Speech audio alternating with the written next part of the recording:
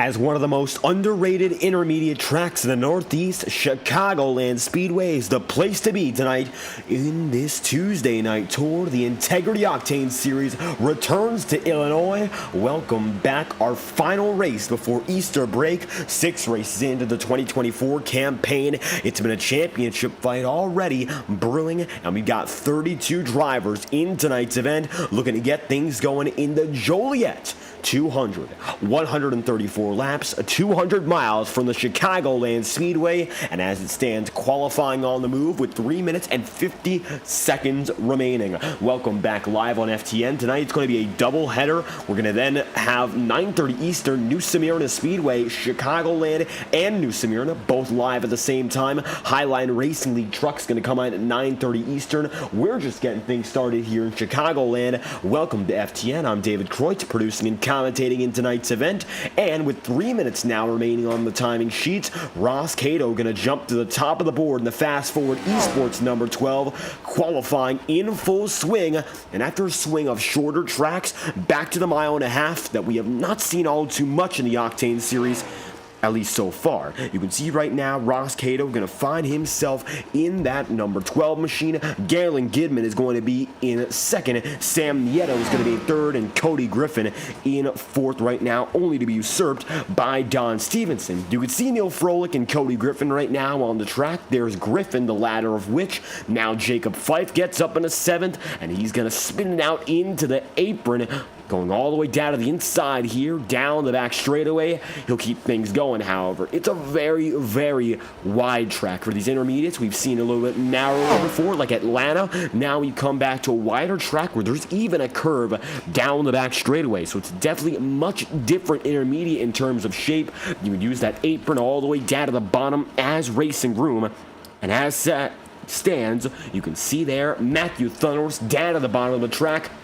17th, he'll jump up to 6th, and that's going to be Funnel's qualifying run complete. Another driver on the way right now, Eric McFarland, in number 30, and you'll see him right there working all the way up to the top side. He's going to keep himself way high and now come down to the bottom side. Look at how far he'll take it from the highest side of the track down to the apron and nearly clipping the grass. McFarland moved up to 25th as a result. Ethan Lane going to be on pit road. Tom Wetmore now on the way in the Tube Tech Chevrolet. And as he comes through into turns 3 and 4, you're going to see a little bit of a drive down to the bottom, much like most other drivers trying to make it through. Now Wetmore's going to come up to the top and arc it to the bottom. Every driver looking to use all the inches of track they have, and that's going to put Wetmore from the bottom up to 11th, just outside the top 10, as Blake Cannon, in his very first start, making his debut in the Octane Series. He's on the way in the number 27. How about we ride on board with the rookie tonight? His first ever race and qualifying session. He's coming up to the stripe for the first time tonight.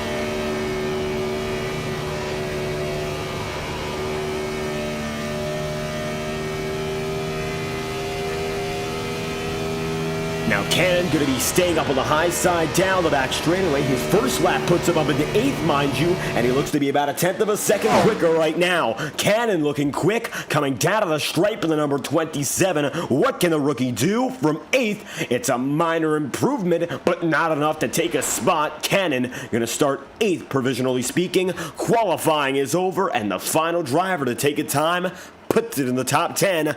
Ross Cato, however, has the pole. Now, qualifying has concluded. 5 minutes of time. That's what's left here for second practice, and as such, a little bit of time to look at your overall qualifying rundown from top to bottom. 32 drivers, much like yesterday, are registered for tonight's event, and we're moving on back to the intermediates here in the Octane Series, Chicagoland Speedway in Joliet, Illinois. This is the Joliet 200. Let's take a look from top to bottom at your starting lineup. At the top of the board, as we mentioned, it's the 29.482 for Ross Cato. That's going to be the fastest time so far, and he's got it there by 19 thousandths of a second over Galen Gidman. It's going to be Gidman then in second, and Sam Nieto in third, with Don Stevens in fourth. Top four separate by just about 8/100ths of a second. Michael Aria going to be in fifth with a 29.575, and Matthew Thunhorst is in sixth with Neil Froelich in seventh, and Blake Cannon in eighth. Cannon, a rookie, making his very first start. Michael Aria and Neil Froelich in their first ever Integrity seasons. Thunhorst in his first ever Octane Series season. He's the leader in the Ignite Series points. Cody Griffin going to find himself in ninth with a 29.617, and Bobby Terrell is rounding out in the top 10 with a 29.65. That's the number 14 machine. Just ahead now of Jacob Fife. Fife going to be 11th with a 29.667, and Tom Wetmore is 12th, 29.668. Nicholas Ward, position number 13, and Kyle Cooper in 14th, with Braxton DeWeese in 15th, Cody Smith 16th, and Bobby Ross, position number 17. Sean Kalis is going to have a dead heat there with Bobby Ross. Their times are identical down to the 1,000th. Kalis is going to be just a bit slower, and as such, he'll lose that spot to Bobby Ross. Then from there, you're going to see Ryan Farrell in 19th, Danny White, position number 20, and from 21st spot, you can then see it's Brian McFerrin and that 07 crew. There's going to be Nick Tarbuck there in 22nd, and Alan Rawell 23rd, John Steele going to be 24th, and Matt Jonas, position number 25. John Cars is 26th, and Eric McFarland is 27th with a 30.445. He's the final driver who gets through and gets it done for at least one qualifying lap.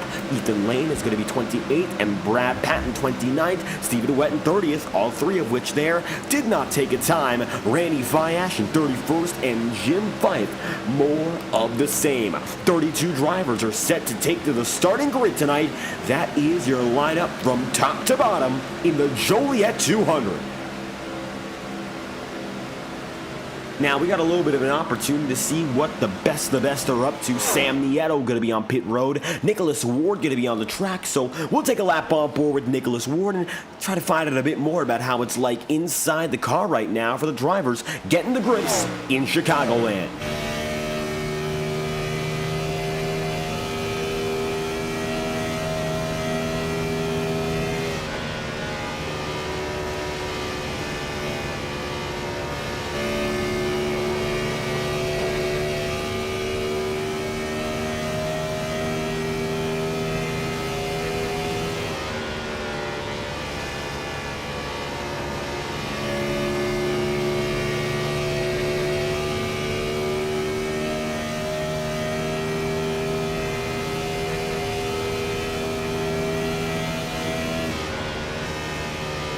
Now, Nicholas Ward going to find himself second on the board, 73 thousandths of a second behind Sam Nieto, with Sean Kalis third and Bobby Ross in fourth. As it stands, it's been a total of 15 drivers who have taken a time in this session, with a minute still remaining. Drivers getting themselves warmed up, and it's right now Ward going to be the highest driver who's on the track. Sam Nieto down on pit road. Sean Kalis, more of the same, and Bobby Ross going to be usurped by Tom Wetmore. The Tube Tech Chevrolet moves up into the second spot, 2/1000ths of a second, and as such, the number 51 going to jump nearly to the top, and just like that, it's going to be the 51 of Wetmore making a move in. Ethan Lane right now going to be one of the drivers to look out for. Not yet on the circuit, though, it appears, and it looks like now going to be coming down in Tom Wetmore. Drivers communicating about different lanes, and it looks like for Ross Cato making a bit of a joke of it. Low lane, middle lane, top lane, and Ethan lane. That's something you got to keep an eye out for, because Ethan lane, ironically enough, has been one of the best at the high side all throughout. We're seeing a variety of different grooves. Ryan Farrell taking it all the way top. We'll see which line ends up developing the best as the race goes on. Looks like practice is over. That second warm-up done and done. Sam Nieto, fastest man in the session. And now it's time to move on and get your starting grid in formation. Nieto, the fastest in practice. Time to move on to your starting grid.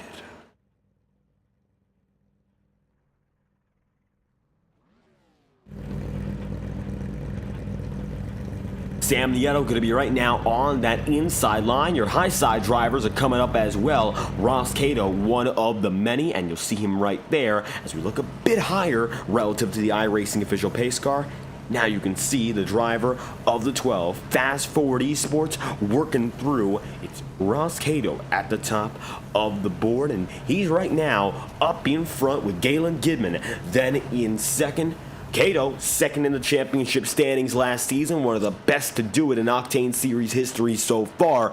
Of course, in the inaugural season, oh so close to the championship, and now looking for an opportunity to make things happen and perhaps go and put together the championship run. However, the format this season is slightly different. Much like how it is now for the Ignite Series, it is a full-time campaign from the first lap to last. Every lap will matter, and the playoff system going to be revamped. So as such, I don't quite know whether or not Ross Cato is going to be in the same position to make consistency count. Only came out with, of course, a final 4 spot through his sheer consistency. Was not able to win in the first 25 plus races. Oh so close at Phoenix. Wasn't able to do so. His only win, a do or die event at Martinsville, and he came through and got the checkered flag when it mattered. That pulled him into the final race of the championship.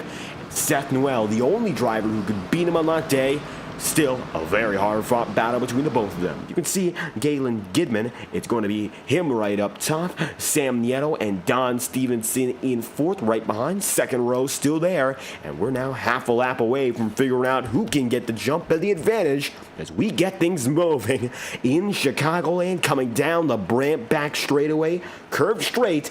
A little bit different in formation relative to other intermediate circuits, which means drivers are going to have to approach it somewhat different. As it stands right now, top and bottom, the 12 and 9, looking to get things going this time through with Ross Cato in control.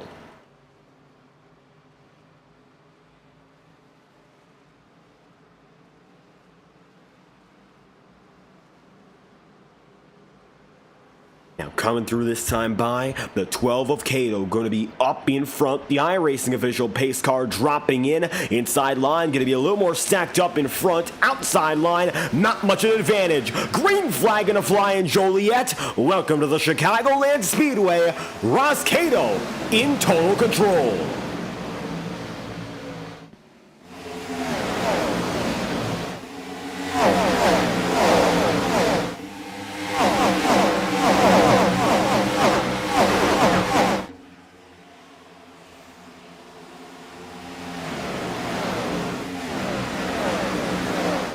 At the line, Galen Gidman going to get the jump, and it looks like while Cato had control coming in at 1 and 2, he didn't have it coming out. Now it's going to be Galen Gidman up in front. Sam Nieto moves to third with Michael Araya up in fourth as well. Matthew Thunhorst right up top, and Mr. Consistency, the driver we've seen just about every week since Daytona in both series, looking to do so once again. He has a substantial championship lead in the Ignite Series of 13 points, mind you. That's a big deal with how competitive that field is. Doesn't necessarily have the front of the field locked down in terms of his championship here. However, always an opportunity to learn, and for the most consistent driver in all of Integrity, a good chance to do so right now. Taking it up top, quite a lot of drivers going down to the bottom side. Matthew Thunhorst now getting the run, and the Brant back straightaway going to be chock full of stock cars. Gen 4s coming ablaze at about 180 plus miles an hour, and then backing it down. The lowest speed they're hitting, about 167. come across the line once again. Galen Gidman out in front. He's got the lead, provisionally speaking, and Ross Cato is going to be in second. The 1-2 combo get away nicely. Then you have to look back more than a half second to look to Sam Nieto, Michael Laria, and Matthew Thunhorst. And then there's Cody Griffin and the rookie in Blake Cannon. That number 27 of Cannon looking down and in. He's got himself alone right now. Of course, Don Stevenson just behind him. And for Don Stevenson tonight, if he can get any, it would be redemption before the break. Second last week, and of course, didn't end up getting wrecked, but it was heartbreak for Don Stevenson. The last lap pass by Ethan Lane with newer tires. Lane pulled it together for his second win of the campaign already. And as such, you can see now the driver of the number 47 looking down to the bottom side here with Neil Froelich and Cody Smith. Smith tonight going to be in the all-gray number 18, so looks like a different look, gray and orange, mind you. Smith up top, he gets the run once again. As it stands, you can see the driver of that 18 making it around. He's got himself ahead of Blake Cannon for only a brief moment. Cannon gets the spot back. That moves him into 7th. And now a little bit of a stack up. Sam Nieto passed by Michael Araya. And you can see now Matthew Thunhorst coming into the mix as well. Cody Griffin, Blake Cannon, and Cody Smith all trying to make some moves. Sam Nieto maybe not hanging all together at this point anyway, and he's lost a few spots. It looks like he'll lose his second here. Thunhorst down to the bottom of the track, and you will see him at the stripe, making it through side by side. There goes Thunhorst. Maybe Cody Griffin can come through and make another driver going in. On top side, Blake Cannon and Cody Smith in the mix as well. Take a look on board with the 18 of Smith and figure out what it's like in the heart of the pack.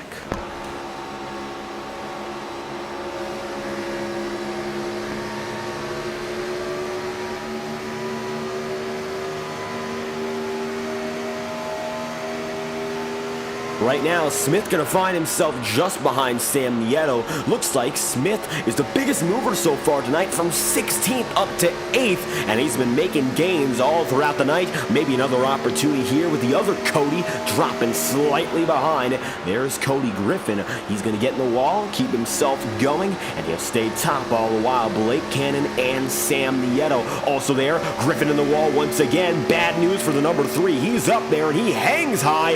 Oh, he's got a lot of trouble now. And that number 3, Cody Griffin, he's going to drop back almost every spot he had, and he's now going to find himself just about 20th here. Sean Kalis gets by. Ryan Farrell does as well. Just like that, Ryan Farrell going to make it through. Bottom side movement, and Cody Griffin, he is dropped back big. That's a loss of 11 spots as it stands. So with Cody Griffin making it through, he's got himself now to 20th. He's making it through, but in reverse, he's lost those spots. A lot to look out for his race. Maybe a chance to redeem himself. As it stands, you can see Matthew Thunhorst on the way. Blake Cannon going to be in 4th. And now the rookie in Cannon making it almost within the podium in his first 10 laps. Impressive so far. Michael Laria going to get through on Ross Cato. And it's going to be Cato now running in 3rd as Galen Gidman got by as well. Maybe Blake Cannon can bring Matthew Thunhorst up in the mix. Thunhorst, no stranger to the podium in the Ignite Series. He has 5 podiums. He has multiple podiums in both series, and is one of the few drivers to establish himself with speed consistently in both Mondays and Tuesdays here, which is very challenging given the fact that the different set of drivers and a different package. As it stands, you can see right now, driver down to the inside. There's Matthew Thunhorst looking way low. He's got himself all the way down to the bottom to run up top through the front straight. And now it's going to be some pressure here. Ross Cato to the bottom. Blake Gordon, he's not here. However, it's Blake Cannon tonight who's got the speed, and a 27 up top gets the run. Looking to clear Ross Cato. That he does. And another Blake with a lot of speed. This time, not Blake Gordon as we see on Mondays. It's Blake Cannon making the move and getting up into 3rd. That's another spot taken for the 27 from 8th up to 3rd. He's made some moves up inside the top 10. Cody Smith from 16th up to 6th, mind you. And he's got himself there, making it through nicely. You look behind Matthew Thunhorst and you'll see how much pressure he's being given. Here's the number 80 machine in his rear view perspective with Sam Nieto and Cody Smith getting slowly but surely closer.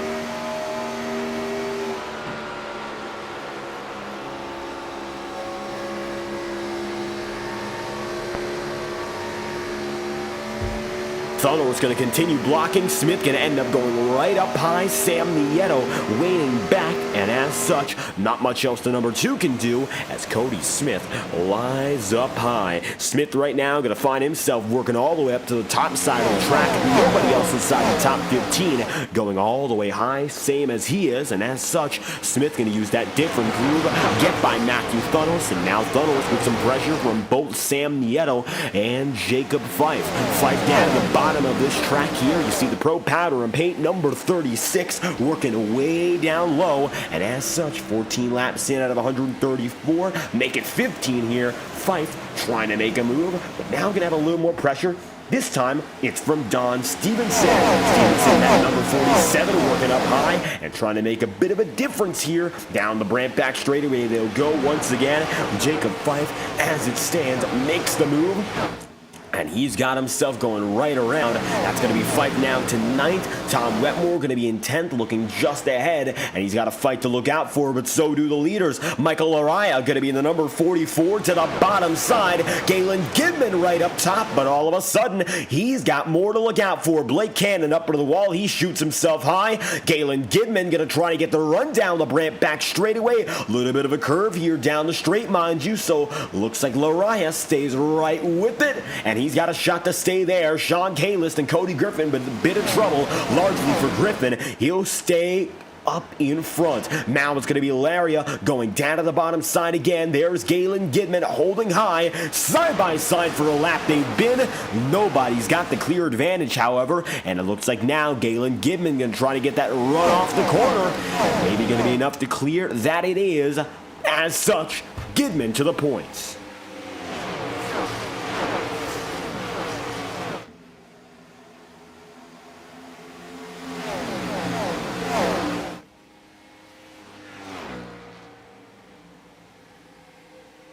Now Galen's going to get back up to the top spot. A little bit of pressure there from Michael Laria, but as such, the number 44 goes down to the bottom side and works it low once again. Trying to get that run. Still hasn't been able to truly get back up to him. However, Michael is close, and so is Blake Cannon here. You see, he's carrying a lot of momentum and makes it in the back straightaway with speed, but he's tapped the wall a few times, and that speed does come, of course, with the responsibility of keeping it out of the wall. And as it stands, the Chicagoland Speedway number 27 doing very well so far in its initial start. 19 laps in out of 134. Ross Cato in 4th and Sam Nieto in 5th. Now 3, 4, 5 separated by about 4/10 of a second. All the while, Michael Araya and Galen Gidman, they're still 2/10 apart and have been able to get away slightly from Blake Cannon. Although Cannon is close, not near enough to make a difference.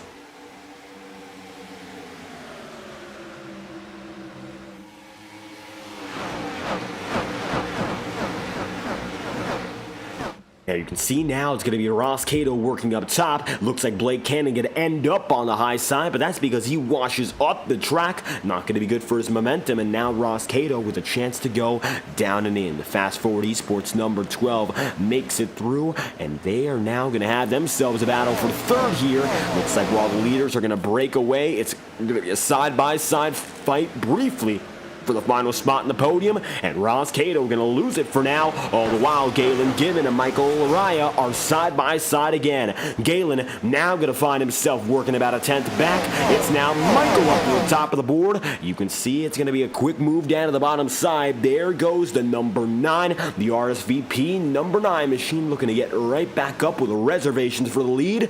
He held it, has led the most laps so far in the early going. However, now Blake Cannon in the mix, right on board with the 27. He's looking for both spots, now trying to work on Galen Gidman first.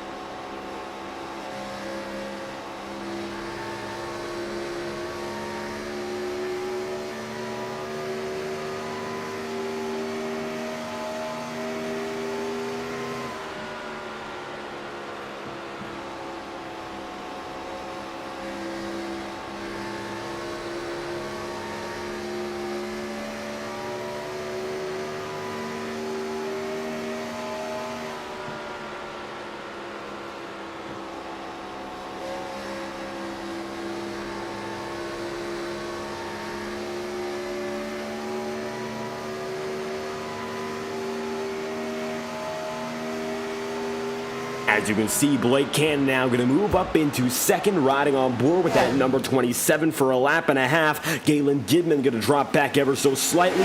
Cody Smith now going to be up into fifth, and the biggest mover of this day is still making time, and as such going to gain 11 spots to this point. Jacob Fife being brought in right behind him. It's going to be Sam Nieto down to the bottom groove himself. He's got Matthew Thunhorse working with them, and the Tube Tech Chevrolet of Tom Wetmore also through. He's going to have himself now in the single digits up into ninth.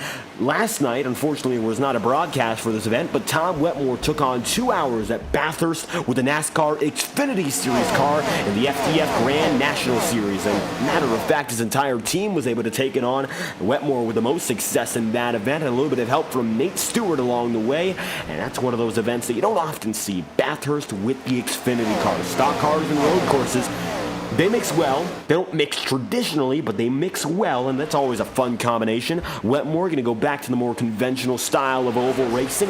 Intermediates, high horsepower, great package, and a beautiful Tube Tech number 51 to go with it. As such, he finds himself in ninth, trying to get around Sam Nieto at eighth, all the way up to the top side there in that number 51. You can see Wetmore going to make it through nice and easy. Matthew Thunhorse now going to find himself looking low on Cody Smith.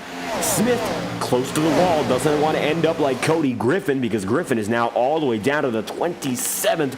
Just a hit in the wall or two, that can make all the difference here. Now going to be 3 wide, fight down to the bottom side. Thunhorse takes it middle, could be 3 wide again. Now it's going to be Tom Wetmore and Sam Nieto coming through. And it looks like Cody Smith now going to face all the pressure on this circuit. The front runners stacking up on the 18, and Smith, no choice right now but to stay exactly where he is. And he's going to stick it there, keeping up on the high side. Matthew Thunhorse, Tom Wetmore right there too. Now it's going to be Smith in the middle of this hornet's nest. Has been able to get himself a little bit of space as he tries to chase down Jacob Fife and Matthew Thunhorse. Once again, there goes the number 18 machine on the high side. And he keeps himself right with the 36 of Fife, trying to get that run down the Brant back straightaway. All the while, Matthew Thunhorse gets low. It's going to be side by side, and a few other drivers who are creeping in. Sam Nieto and Braxton DeWeese. Keep an eye out for the rest of this front pack. Chris DeWeese, Nancy Wetmore, Doug Mittendorf, thank you all for stopping by. Great to have you guys here. It's, of course, a fantastic night of racing, and we've only just gotten started. 29 of 134, and a lot of the juggernauts up in front with a few newcomers. Look who's in second.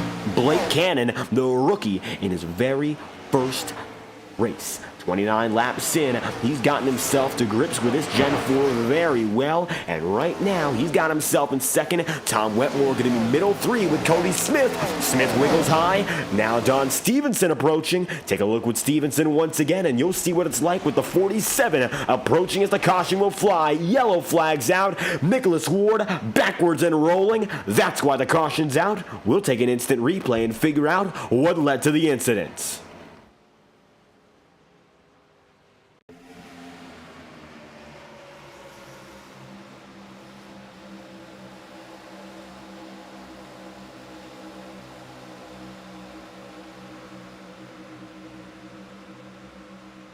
Now we're taking a look at what just caused this. You'll see down at the bottom side, the number 7 machine of Brad Patton gonna go. Lane got into the wall, and the number 54 machine, one of the issues he's been facing, staying up there in the wall, and he was there.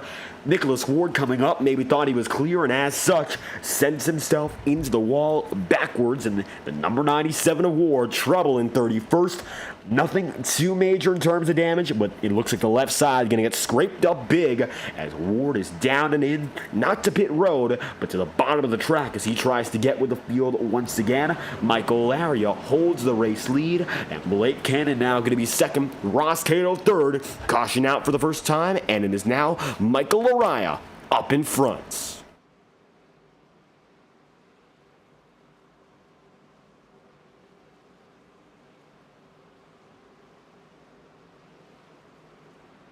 Now, as the drivers come through, it's going to be Michael leading the majority of the field down and in. Chris DeWeese discussing last night's race. What a fun one that was. The excitement through the roof in Japan. A little bit more of a hectic race than what we saw last year, of course. No cautions in Japan in 2023. This year, there were a few. However, not all too many, and it ended in an overtime finish, which was, of course, a thriller, giving way to another brand new race winner, Rob Ackley, who led 95 laps.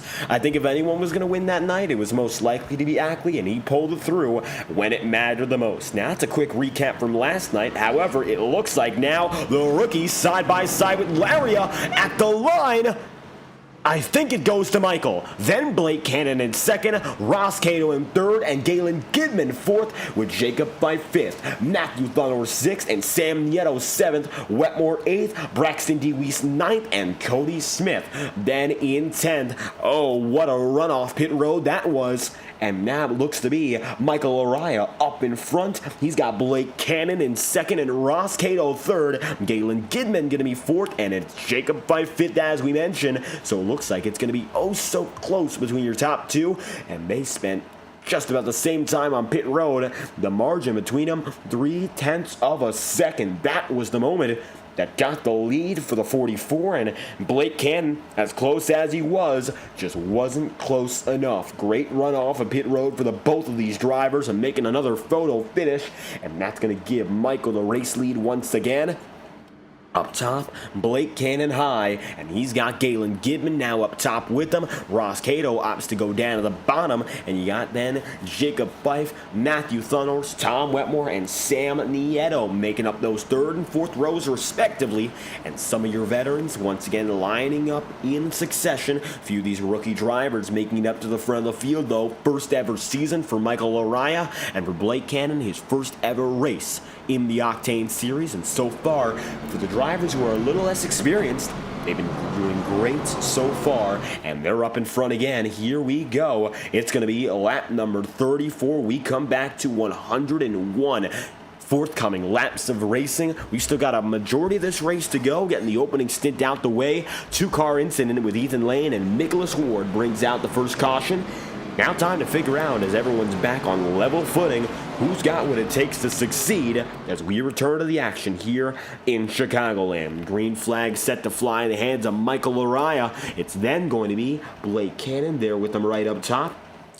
Gidman, Ross Cato, Matthew Thunhorst, and Jacob Fife, and they're all going to be in succession here, working down and low. Araya gets through, green flag's out, restart number 1 is on its way.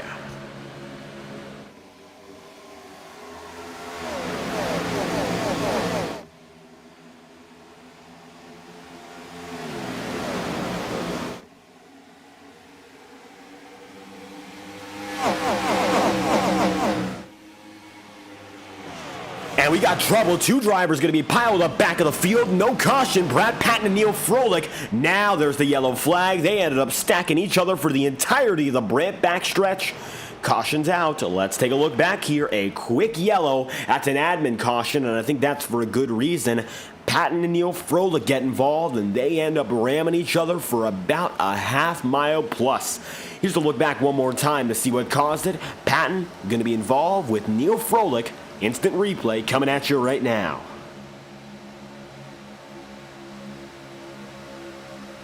And Ethan Lane looks to try to go through the middle, and Lane's going to get involved as well. So Ethan Lane might have been the one who sets it off. Bobby Ross gets a bit of contact, and Lane trouble again with Patton and Neil Froelich. Had a gap. It was just a very, very quick wiggle. And as such, yellow flag out again, 35 laps out of 134, and we've got ourselves trouble. Caution out for the second time tonight. Let's bring it back up in the front of the field and figure out what's going on. Is Neil Froelich, he's rolling around quite slow at the back half. See what he's up to as more drivers come down to pit road. In addition, in particular, Ryan Farrell also going to be coming down and in. Bobby Ross, Nicholas Ward, and Brad Patton with Randy Fiash as well. Coming through this time by 36 laps in out of 134 in the early stages of this one. And the 44 Araya, that is your leading man. One driver who's still up in front, it's Ross Cato. And how about for the first time this season, we dial up a driver and get a word from Ross Cato, figure out what's going on. from inside the cockpit. That's surely an exciting perspective for a driver who's already succeeding in the early going. So let's get a word right now and try to bring him in. Let's dial up Ross Cato, finding himself in third as we speak.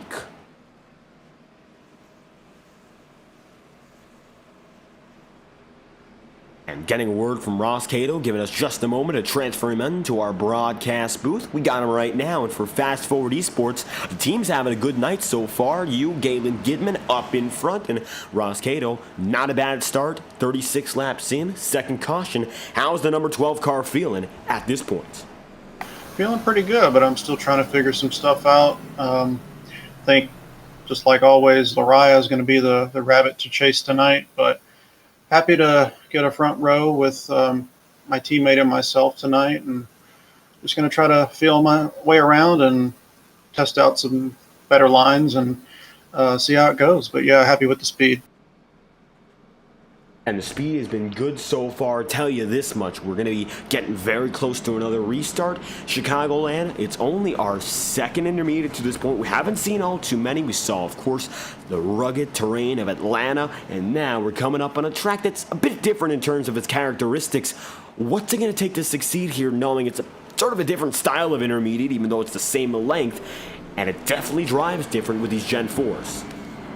Definitely throttle control and patience. I'm really happy with, of course, the way guys like Lariah and Dunhorst and Blake Cannon have been driving around me. That I really feel like we can trust each other and lean on each other if need be. Just feeling out the competition and managing that tire wear. That's what it's going to come down to. And it looks like ready to get back at it once again here. Ross Cato lining up this time through. If you got anything else to tell us, make sure to let us know. Yeah, thank everybody for watching. This is a blast so far, and I hope to keep it in the top 5 and all told, get a win at the end. And hoping to come through for the number 12 crew, Ross Cato, quick up in front so far, and we thank you for your time. Thank you. And it's a quick dial-up with Ross Cato. He finds himself inside the podium as we speak, 38 laps in out of 134. A little bit of a back-of-the-field log. Stephen Wetton has disconnected repeatedly. Looks like some internet troubles for the number 10 team. Hopefully, he'll get it back going here as we look at Ross Cato and Galen Gidman, teammates behind Michael Lariah and Blake Cannon, your top 2, set to go at it for our second restart of the day. Quick yellow involving Neil Froelich, Brad Patton, and Ethan Lane. Now time to get through for restart number 2. Michael Lariah, the man to hold control, with the rookie and Cannon right behind him.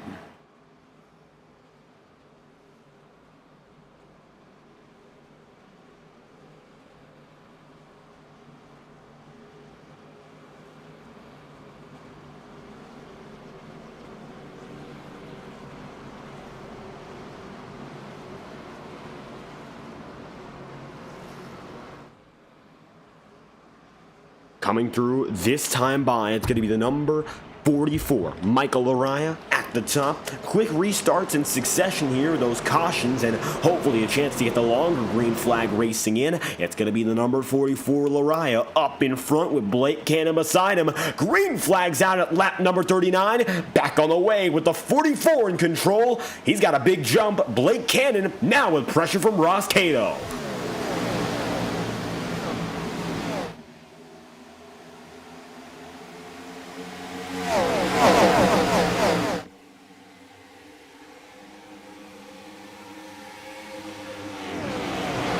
Lariah going to find himself up in the front of the field with Blake Cannon then second. The 1-2 combo gets away. A little bit of double file racing immediately after, but nothing too crazy here as we are set to have action in the Highline Racing League going live on FTN momentarily. Welcome to the Integrity Octane Series. For those who are coming in right now, we have an FTN doubleheader. So if you're interested in checking out the trucking in New Smyrna, they just kicked off with Alexander Balderas in control. However, if you're coming in for the first time tonight, I'm David Kreutz, commentating and producing, and we love to have you here for the rest of the day. High horsepower stock car racing, very little in this world is as exciting as that combination. And right now, Michael Araya showing exactly what it's like to be in control of the field. He's got it by a quarter of a second over Blake Cannon. Now Jacob Fife is inside fourth, and Fife looking the best he has all season long. Three-time winner in 2023, and our league owner now looking for an opportunity to sneak inside the podium here. And it looks like the PPP machine, Triple P36, up inside of the fourth spot, getting ahead of Tom Wetmore and also Ross Cato. Looks like Ross going to slowly but surely fade a little further back as Wetmore gets inside of the fifth spot. Tom makes the move through. Now Matthew Thunner is going to be coming alongside Cody Smith, and Smith making up a few more spots as well. For Cody Smith, he's just about the biggest mover on the track tonight with an 8-spot gain, 7 spots gain for Fife and Wetmore respectively. However, it could be a few more positions for Cody Smith if he gets by Thunderhorse, and of course he's got Ross Cato there too. A few opportunities for passes. He sends himself all the way down to the apron, and that is an opportunity every driver could use. When it comes to making positions, it's possible. Not everyone's going to choose to go there, however, and you'll see it's a bit risky for Cody Smith, though. He hangs in there, stays with Matthew Thunhorst, and Sam Nieto stays right behind. So all things considered for Cody Smith, not doing a half-bad job. Galen Gidman going to be right there with Jacob Fife side by side. You've got that 36 up top. You got the 9 down low. And Galen Gidman going to stay right down low. He's got himself on the bottom side. Jacob Fife in fourth, side by side there. And it's going to be a battle side by side between those who have been up in front for the majority of the night. Fife, he is still driving up more and more, gaining spots. Gidman, he stayed up inside the podium range all race long. We'll see what else he can do as the 51 of Tom Wetmore now coming in. Take a lap on board. Wetmore here, the 51, making gains as well.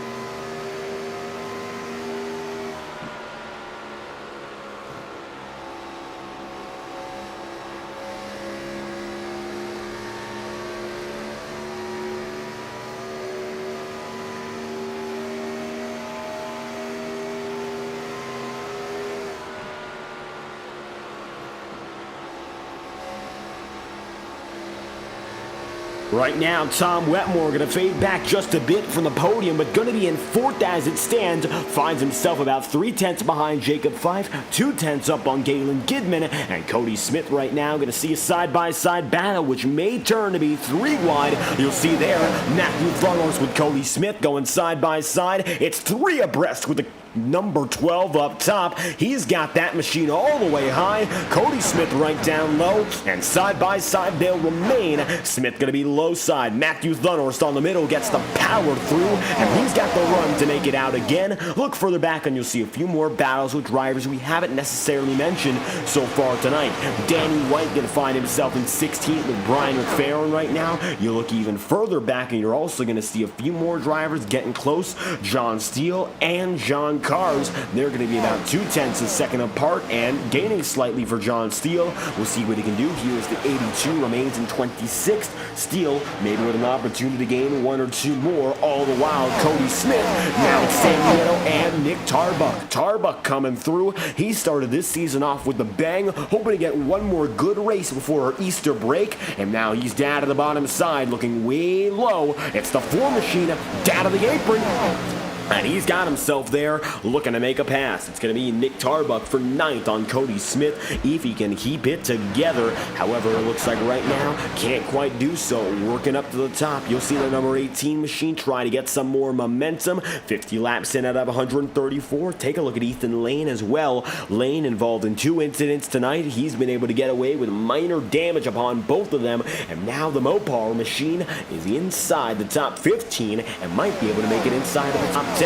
We'll see him coming through, finding himself right up top on Braxton DeWeese. Makes the pass on number 13. Up next, Nick Tarbuck and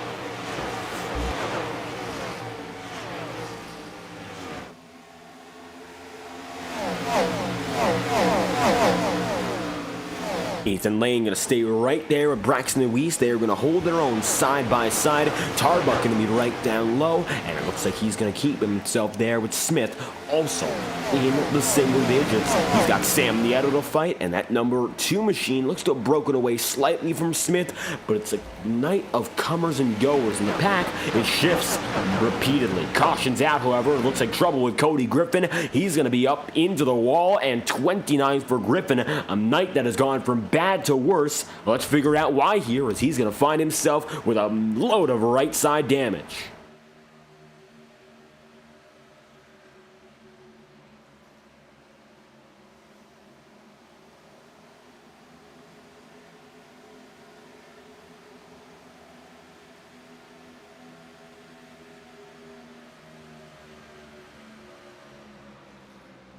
Coming through this time by John Cars is the man who makes contact with Cody Griffin as they go through the first 2 turns, and as such, Griffin ends up smoking it through the turns. Luckily, doesn't end up backwards, but you can see that damage, and it's going to be big on the right side. Griffin gets going. John Cars is going to be involved in the 82, makes it by. As such, John Cars, Cody Griffin involved, and the yellow flag is out. 53 laps in out of 134. Michael Araya is the man at the top of the board right now with Blake Cannon. Still top 2 here on a 21-lap stint. Question is, what can be done here as the drivers are potentially going to go down to pit road. You can see now Larry going to make his way in. Pit road is now going to get busy. Leaders, most of which come through, except for Blake Cannon, Don Stevenson, and it looks like Bobby Ross. Now Brad Patton as well. Those are the exceptions, mind you. Now you're going to see them all come in together. It's going to be Michael Araya and the field further on back all coming through. And now it's going to be a big change. Second pit stop cycle of the night. And you can see him coming through all in at once.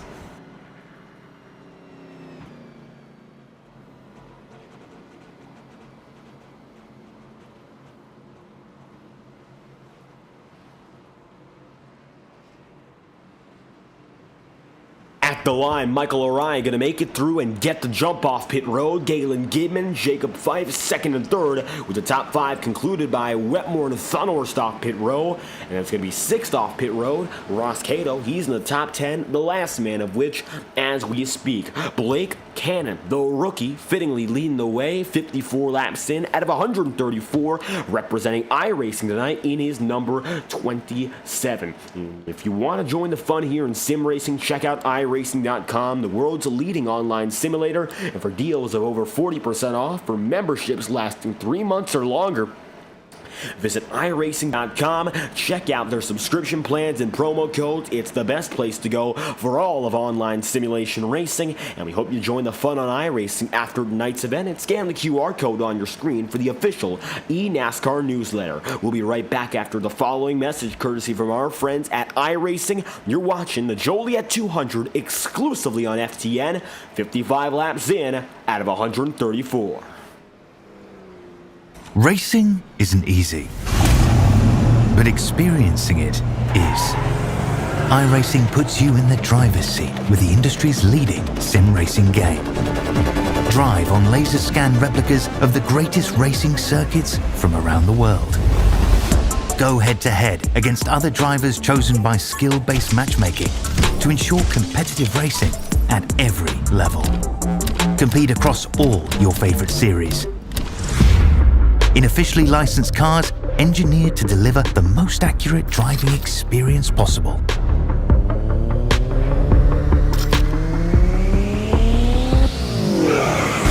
Join a race or host your own with players from across the globe. Race against the computer or in a league with friends. Feel the thrill behind the wheel. Visit iRacing.com.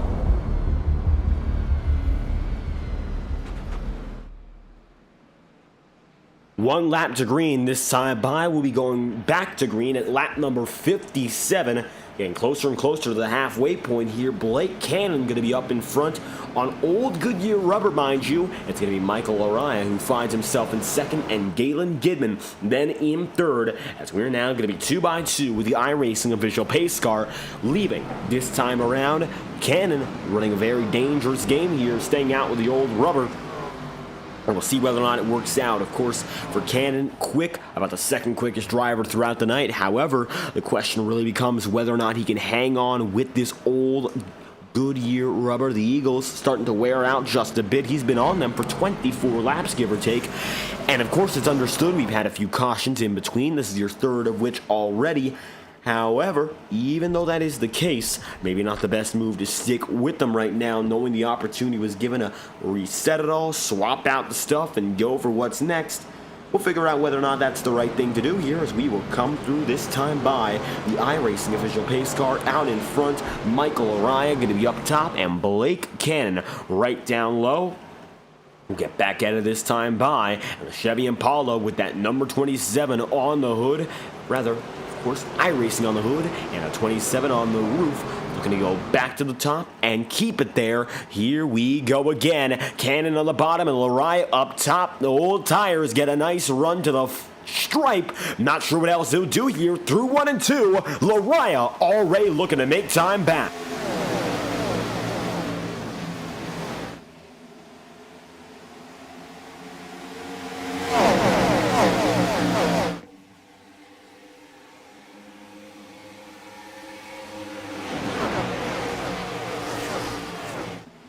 Now it's going to be Michael Araya up to the front of the field, getting the jump quickly, and you can see Blake Cannon dropping like a rock. He's going to find himself now in 7th, still dropping further. You can see right there the number 12 machine of Ross Cato getting a little bit of perhaps arrow push from Sam Nieto. It's close between the both of them, however, no contact as the 3 wide once again. Blake Cannon not going to make it easy, but he is dropping back quick, and there's very little he can do about it now as the number 58 machine remains on the top side. He'll just have to continue going on, despite the fact he's being passed every which way. Ethan Lane gets by, Braxton Deweese going to be the next man to do so, and now Michael Araya up again in front. It's Jacob Fife now in second. Fife gonna find himself in a runner-up spot with less than 2/10 of a second to spare. Down the Brant back straightaway they'll come once more. And now Galen Gidman also has Matthew Thunders right there with them. In the DMG United number 80, Cody Smith in 5th. And Tom Wetmore there in 6th. Coming through single file, driver after driver. Now it's going to be a very big fight to see whether or not someone can get inside the podium or if Galen Gidman can hold fort. You can see right now Cody Smith is also coming up and quick. And Smith on these short runs just about maybe the 3rd quickest driver. Perhaps Larai's been quicker. Perhaps Blake Cannon was quicker. Now Cody Smith going to make his way through and find himself up to 5th overall. Thunderst and Gidman right ahead, and the goal for him maybe to make these next 2 spots up at the line for Cody Smith. He was not quicker than either of the drivers ahead. However, it's a gap of just a few thousandths between the two of which. And now we'll see whether or not he can lunge it down to the inside and make Matthew Thunderst go 1 spot lower. 4th for Thunderst, 5th for Smith, but that could change. The numbered 18 run to the bottom side and looks low all over again. Tom Wetmore going to find himself looking right down low. It's Sam Nieto in 7th. Now it's going to be Cato and Tarbuck side by side. They'll keep it door to door, and he's got himself right there. Nick Tarbuck does to the bottom. Ross Cato now sees multiple drivers behind, and this perspective gives a little bit from the inside and the outside of the cockpit. You'll see right where Nick Tarbuck is and where Ross Cato is at the same time. Take a look on board here because Ethan Lane also looking to make a move.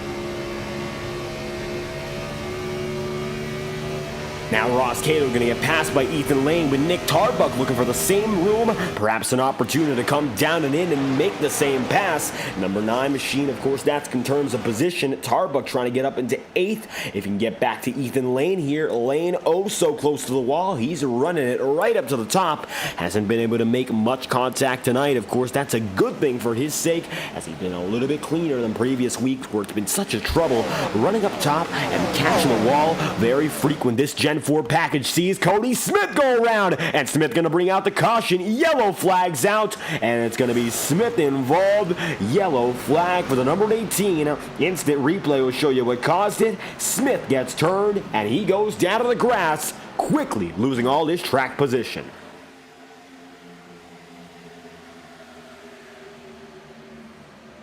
Now you can see Sam Nieto might have been in the mix for this one. Number 2 machine going to take it 3 wide with Tom Wetmore, and with Nieto wiggling up top. That catches Smith, and it's going to be one piece of contact, and that's going to send Smith into the grass. Luckily, no major damage, but it looks like now 65 laps in, 4th yellow flag of the day, and it's a caution again, this time for Cody Smith. Yellow flag is out, and the instant replay shows you just one piece of contact and sent the driver sliding.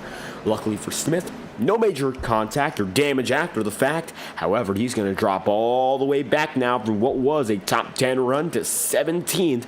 And really little he can do right now to redeem it, except for waiting all throughout the night and playing that long game to get back up in front.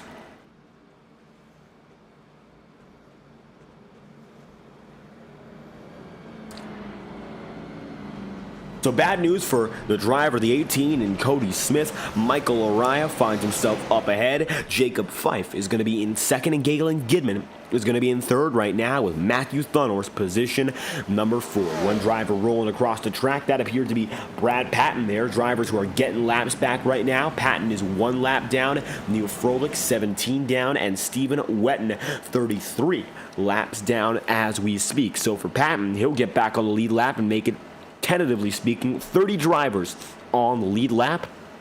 I think we'll stay that way, given the fact not major damage to Cody Smith. He might still come down to pit road, however, doesn't necessarily need to. The tires are going to have some damage, though. That's almost a certainty. Jacob Fife going to remain in second with Galen Gidman third. It is now Michael Araya up in front, and you'll see pit road going to be a little bit busier with John Steele back on the way. He's going to be 30th now. It looks like Jim Fife also went in. So did Alan Rowell, Don Stevenson, Blake Cannon, Ryan Farrell, and Cody Smith did go down to pit road. He's back on the way and now in 24th.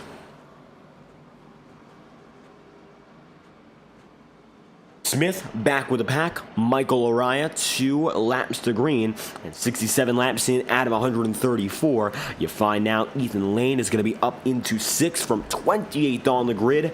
Biggest mover now as he's made up a total of just about 18 spots? No, 22 now. He's gotten up beyond 8th. He's made it 2 spots deeper, 6th spot that is, and now Ethan Lane finds himself 22 spots ahead of where he started. Nobody else making that big a turnover. Next biggest mover has to be Nick Tarbuck, who's made it up a total of 13 positions from 22nd up into 9th. So with that being said, Tarbuck has made his fair share of gains, and so has Ethan Lane. A few other drivers with some moves. Tom Wetmore 12th to 5th. Jacob Fife 11th up into 9th. It looks like another driver who's made somewhat big gains. We'd have to look back 15th to 10th for Braxton DeWeese. However, hard to be a big mover tonight, given the way strategy has played out, and almost most of which who stayed up in front have remained there.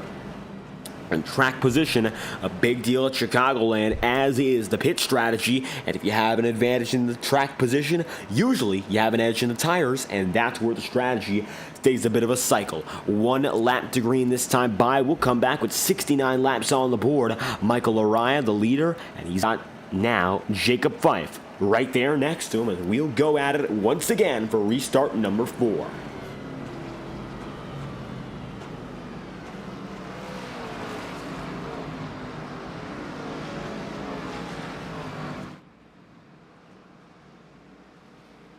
set to return this time by. Ethan Lane going to be up top, and he's going to be there with Matthew Thunhorst and Jacob Fife. Michael Araya going to be leading Galen Gidman and Tom Wetmore right down low. Going to be restart number 4 on the day after our 4th caution.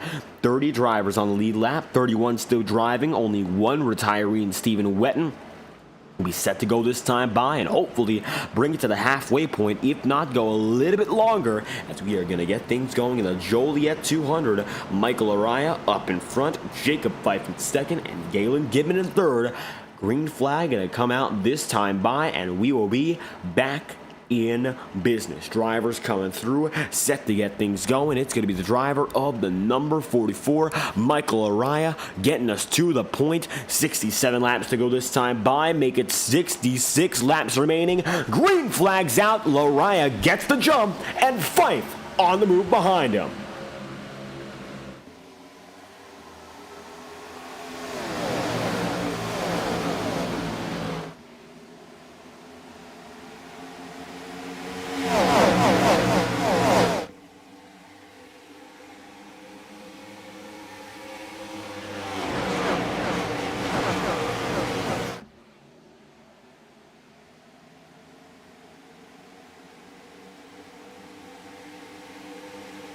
And lap 69, Michael Araya gets a nice jump on the restart, pulls through, and as such, finds himself the leader into the second half. Now that we made our move in, and we find ourselves coming through for half number 2, got to see what these drivers have in store up next as to see Matthew Thunhorst and Tom Wetmore going down to the inside line. Wetmore is, Fife is going to remain high, and now this is the move to get inside the podium. Wetmore still looking for his first of the season, and he was a multi-time winner and came into this season tied for the overall highest count of wins in Octane Series history.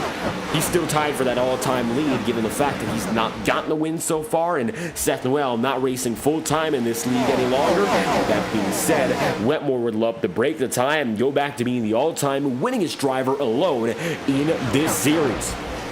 Down and in, Wetmore going to go to the bottom side and try to make himself known right low. Ethan Lane might be able to make it through, and Lane has a very good opportunity to catch up to Tom Wetmore with that all-time highest win count, because Lane, part-time schedule last season, came through with a crooked number, already has 2 this season, so watch out, because Ethan Lane might etch himself in the history books as well. Just needs to be a little bit more consistent in this second half. He's made it up, give or take 23 spots now. Who's to say he can't make up the few more that's ahead of him? He's got to go through 4 cars if he wants to get up to the top. It's Michael Araya and Galen Gidman, your top 2, making it now down and around with 62 laps left. And Michael's got the lead. Then you look back, there's Nick Tarbuck fighting with the number 13 of Braxton DeWeese. Sam Nieto right up high. Ethan Lane there too. You look further back and you're going to see trouble. Sam Nieto going to go turn around. Yellow flag is out, and Nieto, among others, going to bring out the caution for the 5th time tonight. Yellow flag is out. Here's an instant replay. We'll take a look right back. And we're going to find out what caused it here. Looks like Nieto and Thunhorst, among others. Here's the instant replay. We'll figure it out from top to bottom.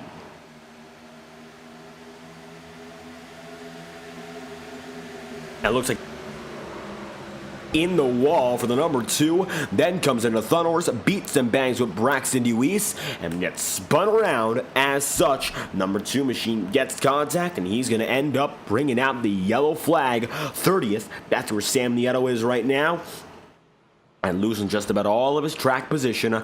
Michael Araya now finds himself in the lead with Galen Gidman 2nd. A few gains, Thunhorst up to 6th, Braxton DeWeese 7th, and Nick Tarbuck there in 8th. Bobby Terrell now 9th, and Blake Cannon back up inside the top 10. Just like that, the driver, the number 14, Terrell, going to come in. He's going to come through with Thunhorst and DeWeese, so a few drivers going to make their way in. As such, pit road getting busy, and Michael Araya up in front. Galen Gidman 2nd, and Tom Wetmore now in 3rd. Ethan Lane's inside of the top 5. And as such, Getting going, 60 laps to go. We have ourselves to that point right now. Let's get a word with one driver here and figure out who we'd like to speak with. Having a driver we haven't talked to so far, so we have quite a few options. Let's pull someone in, hopefully inside of the top 10. Looking at who's available right now, maybe we can get a word from a driver who's inside of the top 5. That gives us a few options, and with that being said, let's take a word with the driver of the number 9. We'll choose Galen Gidman and keep the Fast Forward Esports guys in mind. Just going through and figuring out who's available. Maybe Galen Gidman going to be coming up next, and we'll get a word from the driver of the number 9 machine currently running in second. Our second Fast Forward driver to talk to, and right now running in that runner-up spot. Galen Gidman, 60 laps to go here. We've gotten past the first half, and now moving on to what should be the home stretch. Getting a little bit more exciting here with the restarts and such, and chaos brewing in Chicagoland. What's it been like from the driver's seat? I'm just having a good time, man. Trying to learn. 44 here is obviously the king of saving tires, so could have passed him there, but it's better for me to try to ride behind him and learn how he's able to save so much pace. So I don't see a scenario where I'm probably able to pass him straight up, but who knows? Past that, I think I can run with most of these guys, so hoping for a top 5. And of course, his team looking quick so far, running inside the top 5 bracket. Strategy, largely the same for most drivers. You're on a 22-lap stint right now. How's the tire fall-off been as we've gotten to know the track a little bit more and figuring out when it's right to go down to pit road and when maybe it should be best to avoid it? Tire fall-off, I'm wearing right rears more. I'm racing a lot with Cato, my teammate. He's wearing right fronts more, so it depends a little bit on who you are, but I'm I guess I'm getting a little free, but not too bad. Again, I'm trying to figure out what the 44 knows that the rest of us don't, so trying to follow him and do exactly what he's doing these last few runs here. And as we approach the final few runs, 1 lap to green this time by, so just a quick chat with this entire 9 team. Is there any final message you'd like to leave us with? Yeah, I feel like I had a rough race last week and got some people in trouble that I didn't like. So just want to stay clean and hopefully get another good run today. Looking to see some more good running out of this number 9 crew, Galen Gidman. We thank you for your time. Thank you. And we're going to bring Gidman back on his way with the Fast Forward Esports crew. We talked to 2 of their drivers tonight. Sean Kalis still with us, however, not running up in front to this point. He currently finds himself in 27th. Been a good run for that Fast Forward Esports crew. That's our second driver from them we've spoken to. If we have another opportunity, we'll find another team to speak to and hopefully get a word from someone else who's up in front. Try to look around for some guys like Ethan Lane. Maybe a comment from him after the race is what we're hoping to see. That's, of course, if you can execute.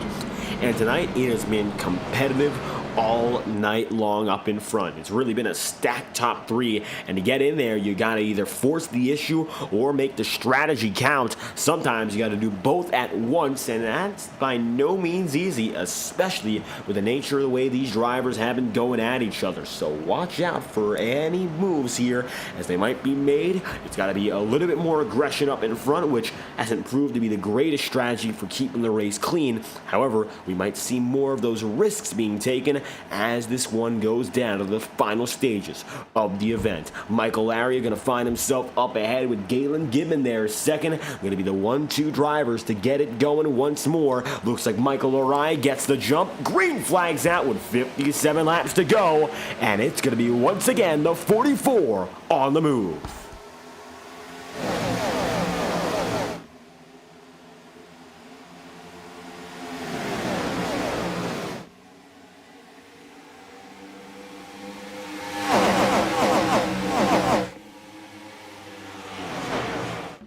Now it's going to be Michael Araya right up high with the 51 of Wetmore wrestling the car right down low. You can see the windshield, how hard Wetmore's working the car, and inside the cockpit doesn't give you as good a view. And let's take a look right now and see exactly how he wrestles it to get the lead.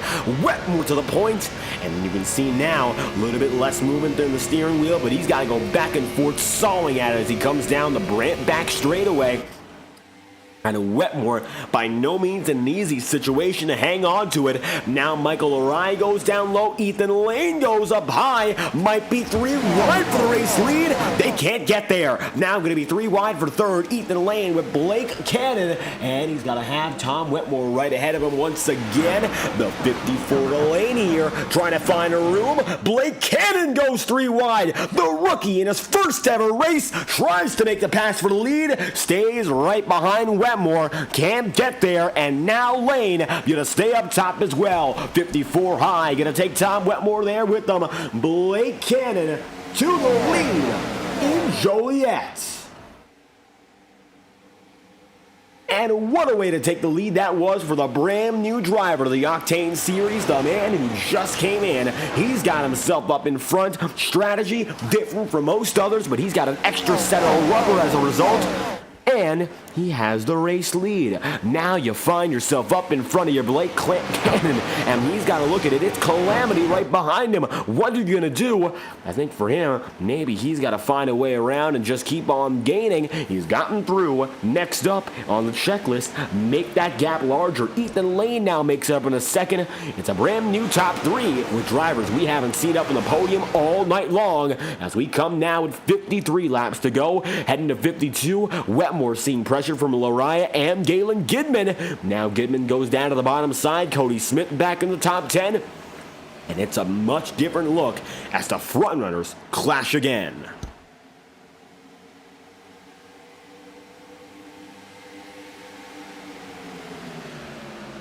All of a sudden, well, it looks like still Michael Araya has some podium speed. He doesn't quite have that lead at the top of the board. You can see he's got it there. Blake Cannon up ahead now by 6.5 tenths of a second. The biggest gap he's had all night long so far, and as such, getting his first laps led up in front of the field here in the Integrity Racing League. Side by side, 3 wide that is. It's going to be Jacob Fife and Nick Tarbuck, and now it's going to be with Galen Gidman.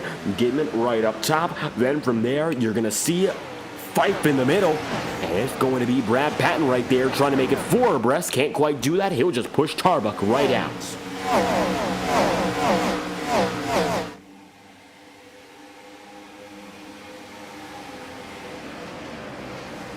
Wetmore right now going to find himself in the middle with Tarbuck right behind him. Now going to be Galen Gidman up top on Tarbuck, even though they're no longer 3 wide. Gidman definitely still looking for opportunity as we come across the stripe. Once again, 50 laps to go this time by. It's going to be Blake Cannon leading from Ethan Lane in second. Michael Araya going to be third, and Cody Smith then in fourth. 5th place is going to be Tom Wetmore with Nick Tarbuck in 6th. Galen Gidman 7th, and Brad Patton 9th. Looks like no longer. Patton moves up to 8th, bringing Fife back to 9th, and Ross Cato rounds out in the top 10, fighting side by side with Don Stevenson. Our first Next Level Racing promotional break of the night. We'd like to thank, of course, Next Level Racing, providing high-quality sim racing performance products all throughout the sim racing market. And if you want to check out their product, visit nextlevelracing.com for more information.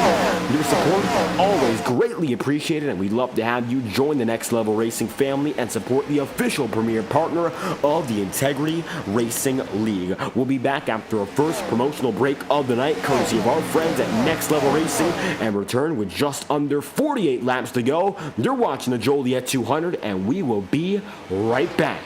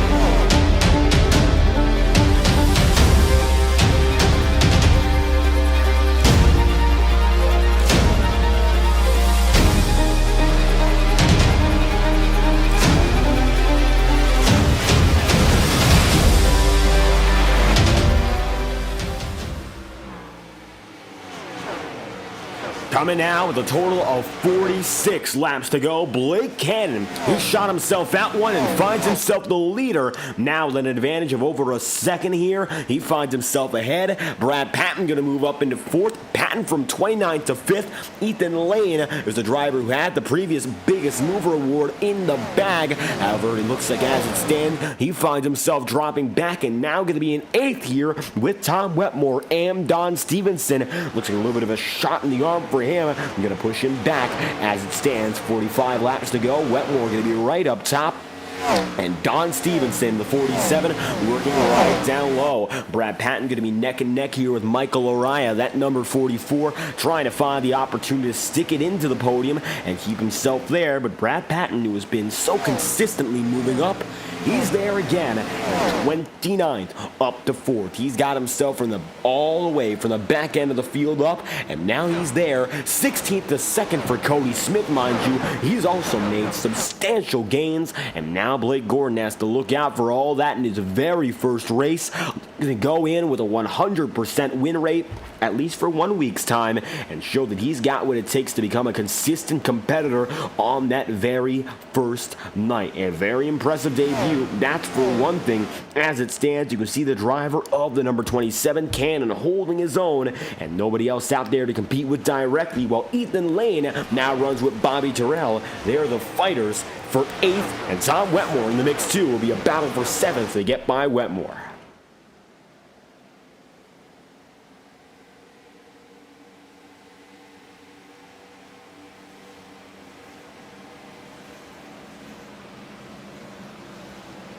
Now, Tom Wetmore going to keep himself up high, and Bobby Terrell goes down to the bottom. For Terrell, we've seen quite a lot of speed from this number 14 team, but we stated a lot about drivers, and early on in Terrell's Octane Series career, the big thing, being caught up in incidents. Now, looks like tonight that has not been the case, and Terrell been able to show that top 10 speed, but overall, Bobby not able to finishing off with these runs that we've seen he has the pace for tonight. Qualified in 10th, runs in 7th right now. I don't think this pace has been a fluke. Rather, he's showing more what he has in the long term. It might be even a little bit more than he had in the short term in qualifying, as he finds himself a few spots up on where he started, and 94 laps in out of 134. Getting closer and closer to what is next here. The final stage past the triple-digit marker. I think Terrell might be one of the many still looking to gain a spot or two before all is said and done. Sean Kalis now going to be fighting, but it looks like he's fighting the car as he's going to drop back and let Bobby Ross go by. So does Danny White, and it looks like also going to go through Matt Jonas. 43 Kalis going to have to figure it all out again as he runs in the middle of the field. You can see now Nicholas Ward down to the bottom side, and Bobby Ross in trouble. Looks like he's going to come down and in quick, and the 45 makes the move, and he's got himself all the way down low and fast. Bobby Ross going to come down and in to pit row. Looking up in front, you're also going to see Matt Jonas going to be wiggling multiple times over. Maybe he'll have to come down up next. We'll see if that was a scheduled stop for Bobby Ross, mind you.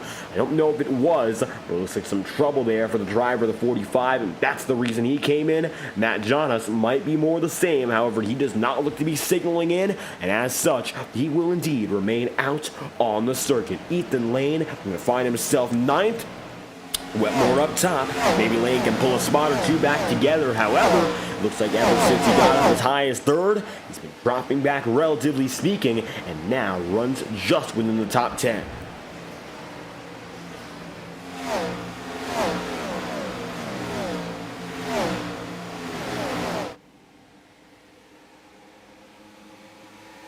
It's going to be now 38 to go with another driver coming in. It looks like this is going to be green flag pit stops. We've gone just long enough to get to that point, so these are scheduled stops now. It's going to be Nicholas Ward making his way through, and it looks like one was a coincidence, two could be the pattern, and now Nicholas Ward makes his way in alone. Another driver independent on the way in, as Blake Cannon is set to come through this time by, not down a pit road, but to the start-finish line with Nicholas Ward no longer in the picture. It's Ethan Lane side by side with Tom Wetmore. Wetmore once again gets the run on the high side and makes it through again. Tom Wetmore absolutely keeping what he's got intact, 12th to 8th. Consistent run, nothing too crazy as it stands right now, while Ethan Lane going to be a little more perhaps overbearing, trying to get those spots in, knowing he had the speed, trying to find it again.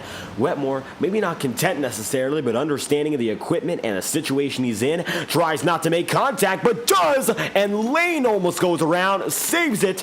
That's going to lose him a spot immediately thereafter. Just like that, 36 laps to go. Lane going to drop back in pit road. The mass exodus is on. Now it's going to be Kyle Cooper with Alan Rawell, Braxton Uwais all together. There they go, making it in. And we've got ourselves a huge run down at pit road.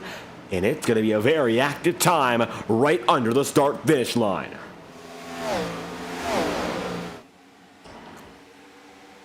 So we got ourselves just a bit more action all the way down and in. Another group comes in, and that's going to be Galen Gidman. Jacob Fife also going to be coming through as well. You can also see there's Tom Wetmore. And as these drivers make their way through with 35 laps to go, there goes Wetmore down and in. He's got himself through, locking the Goodyear Eagles in. Jacob Fife comes in as well. Now you got to look out for every driver who's looking to signal through. Looks like this time by Nick Tarbuck is going to signal. He's coming in with Michael Araya, Brad Patton, and Don Stevenson. Another group opting to take it in at the same time. And we got another group coming through this time by. It's going to be a huge run in. And the number 4 of Tarbuck makes his way through, locks it in. He's got it there, Lariah and Stevenson, another big bundle. Blake Cannon coming down the Brant back straightaway, still an opportunity for him to signal in. Nobody else has done so since that point.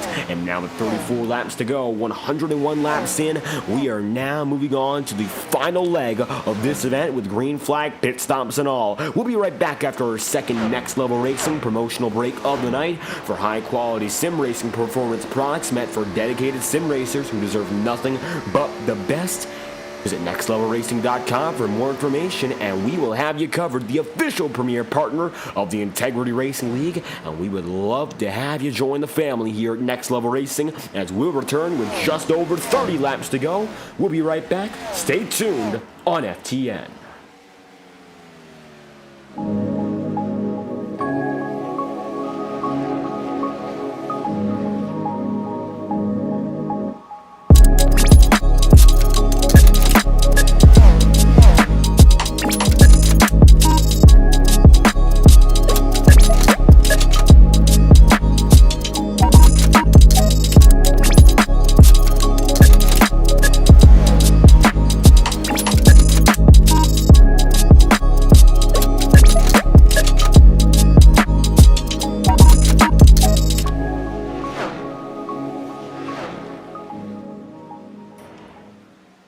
Coming back now with 31 laps to go, Cody Smith is going to come in on his own, and another driver making it in. Now going to leave us with just about 7 drivers remaining. Cannon going to find himself ahead. Bobby Terrell going to put himself in second, and Brian McFerrin going to be third, with Sean Kalis fourth, Jim Fife fifth, and Randy Fiash in sixth. Now coming down and in, there goes Bobby Terrell working his way in. He's got it down to pit road. Now going to be McFerrin who moves up to second, in a bit of a pack here with drivers who already went down to pit road. You'll see him side by side, and he's going to move up top. Not a lot of speed in that number 07 right now. Going to have to let those drivers on new rubber get through, and as such, McFerrin going to get caught up to by Don Stevenson. Working down to the bottom side, he will go down and in. A quick lunge, and that's all he needed. Don Stevenson makes it by. Blake Cannon gets to the point again, and he still has the lead with 29 laps to go.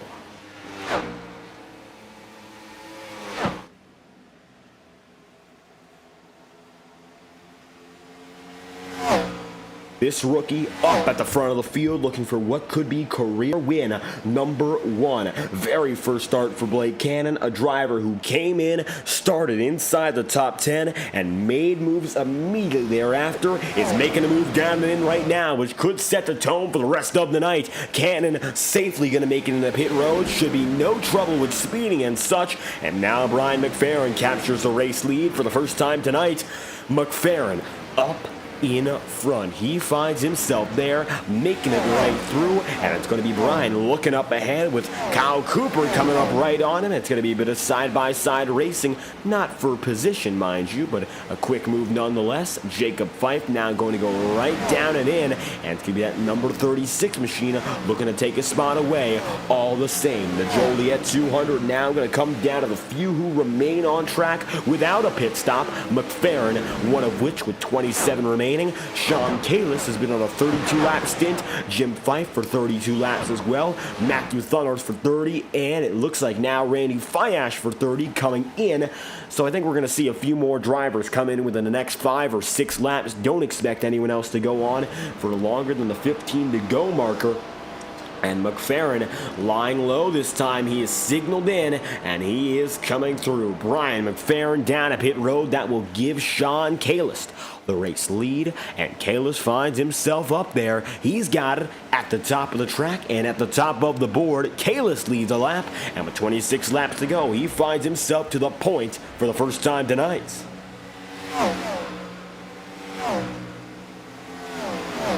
So Kalis now advantageous with 26 remaining, and the question becomes, what can he do to hold on from here?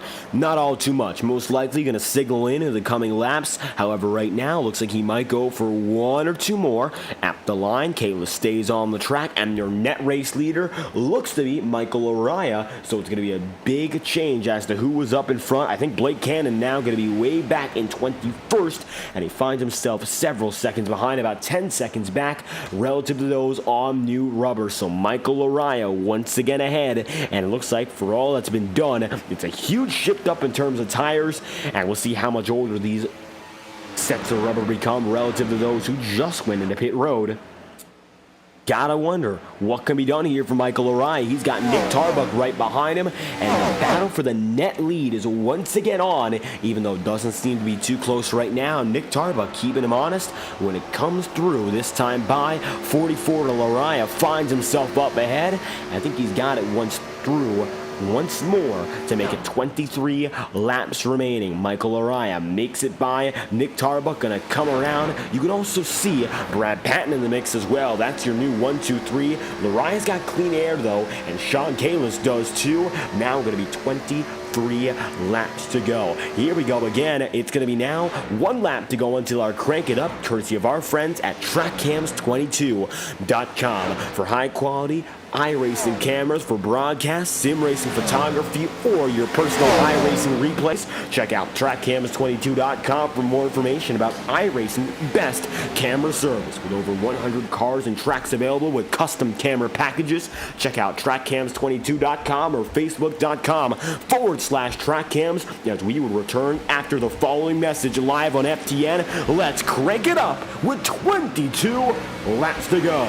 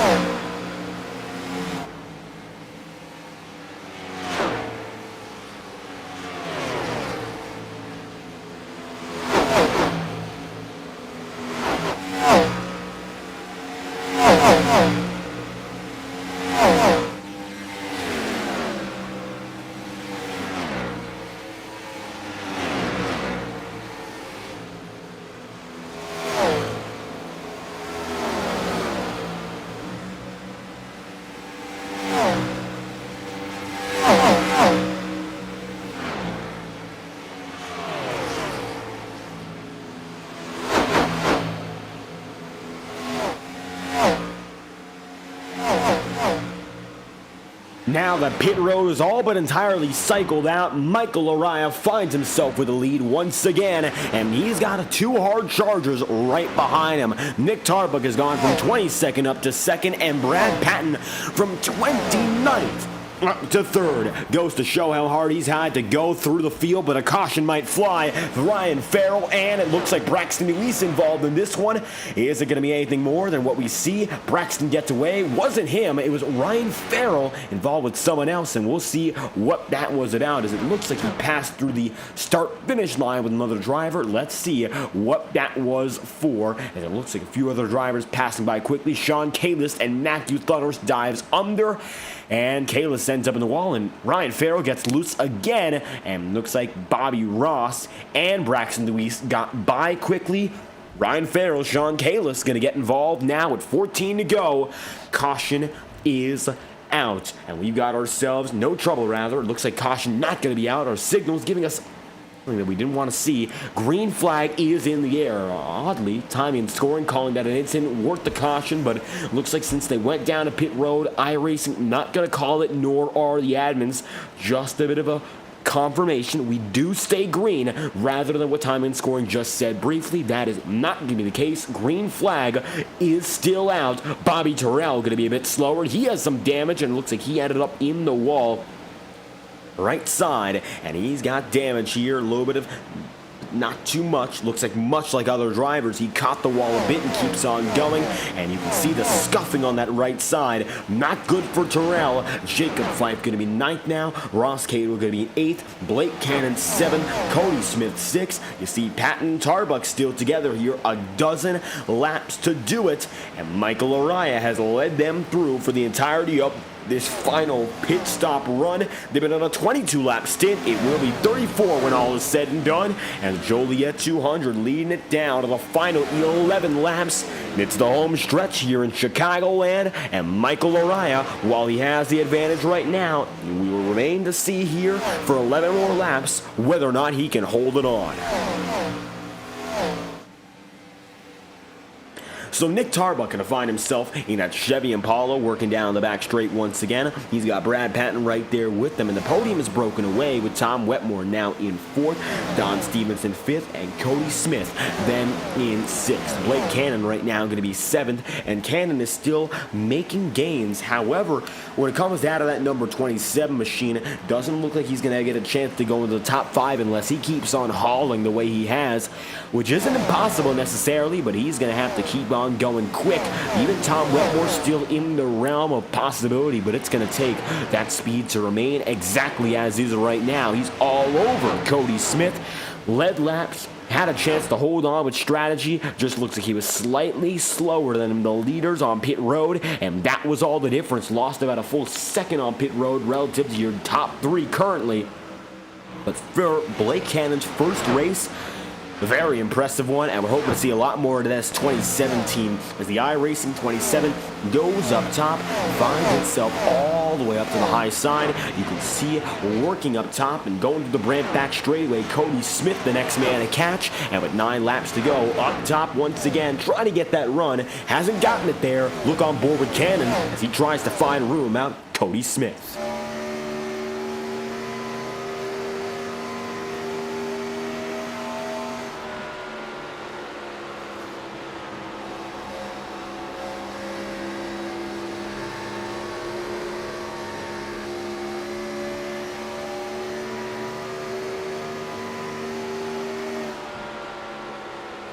Now you can see Blake Cannon now trying the bottom side as Cody Smith goes up top. So a little bit of an opposite exchange as opposed to what it was just a few laps prior. And as that difference slowly but surely grows, coming through this time by the driver of the number 27 among the rest of the leaders on the field, come through with 7 laps remaining. Nick Tarbuck going to find himself with Michael Araya still, a gap of only 1/10 of a second. And although Tarbuck has been close, hasn't quite gotten there, Araya still puts himself in the top spot, and this could be win number 2 on his campaign. What a way it would be to go into Easter break with a second victory for this 44 club. And and they are now trying to go getting the victory. Ethan Lane, the only driver so far with a crooked number there, but Michael Araya might be up next. He finds himself now only 6 laps remaining. Nick Tarbuck working right behind him again. It's a chance here to get through with the win. Nick Tarbuck also having himself victories as well. Coming through this time by, you can see the number 4 Tarbuck still right behind, but it looks like nothing in terms of gaining. At the stripe, 5 laps to go. Top 2 stay close. Other battles now coming into play. Braxton Nuis gets by Bobby Ross. That's for position. Galen Gidman side by side with Nicholas Ward. And if you want to get a spot, now's the time to do so. Unless, of course, you forever hold your peace and move on to our next race. Final opportunity in Chicagoland for the year. Time to make the most of it. For most of these drivers, now they're pushing like their life depends on it.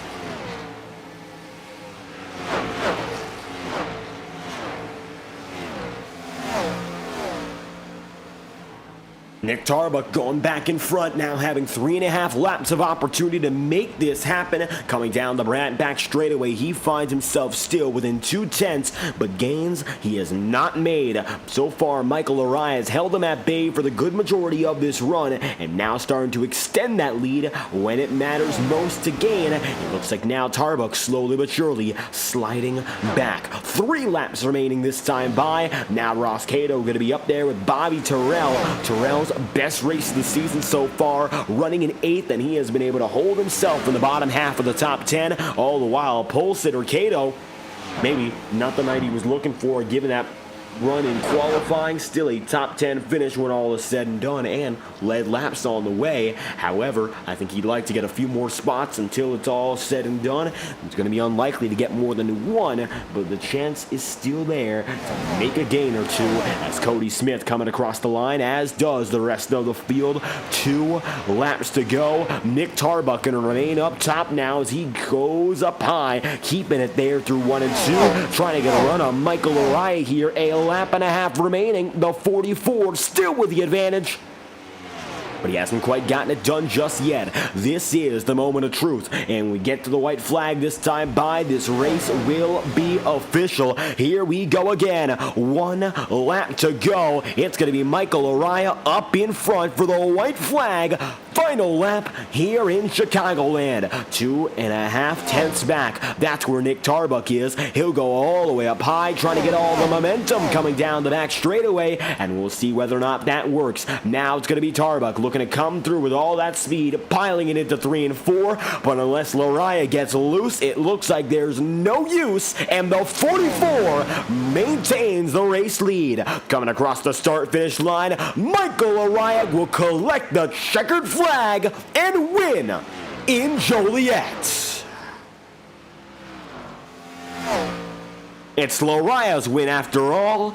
He gets it done, gets the victory, and the checkered flag is his. Michael Araya's got the race win, and he gets it by 3/10 of a second. His second of the season so far, and he ends the first stint of the season with the win. We're heading to Easter break with the 44 in victory lane.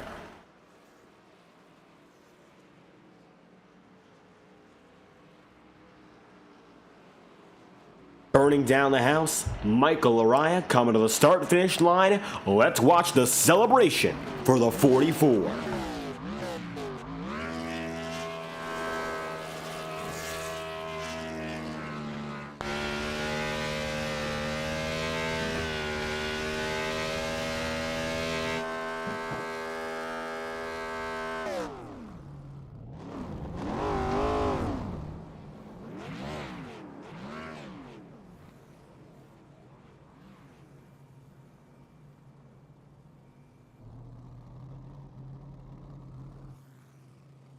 For Michael Araya, a brief burnout to get it done. The 44 machine celebrates his victory and pulls through in Chicagoland. It's Araya winning from Nick Tarbuck in second. Third spot then going to be Brad Patton in position number 4. Then Tom Wetmore. Fifth is going to be Don Stevenson with Cody Smith 6th. Blake Cannon 7th on debut. And Bobby Terrell 8th with Ross Cato position number 9. 10th place is then in there going to be Jacob Fife, and it's going to be 11th spot then It's going to be Ethan Lane. Nicholas Ward is then going to be 12th, and 13th place is Galen Gidman with Brian McFerrin 14th, Kyle Cooper 15th, Danny White 16th, and then Braxton DeWeese in 17th. Bobby Ross going to be 18th, and Cody Griffin 19th, with Eric McFarland 20th. And 21st, Alan Rawell, 1 lap down. Then from there, Matthew Thunor's going to be 22nd, John Carr's 23rd, and Matt Jonas 24th, with Jim Fife 25th and Randy Fiash 26th. It's John Steele 27th, 28th place. Then in there, going to Sean Kalis and Ryan Farrell 29th. Neil Froelich going to be 30th, and 31st going to be Sam Nieto with Stephen Wetton 32nd and last on the field. That time by, of course, the last lap of the race, it was only one man who came out with the victory, Michael Araya, and the 44 crew head to victory lane once again. And tonight, the 44 ends our first run of 6 races with a second victory. Tonight, the 44 crew came through on strategy, had the speed all throughout, and tonight, the win's yours. How do you feel collecting the checkered flag in Chicagoland? This is great. I really just had to run qualifying laps there after the last pit stop, and Nick was keeping me super honest.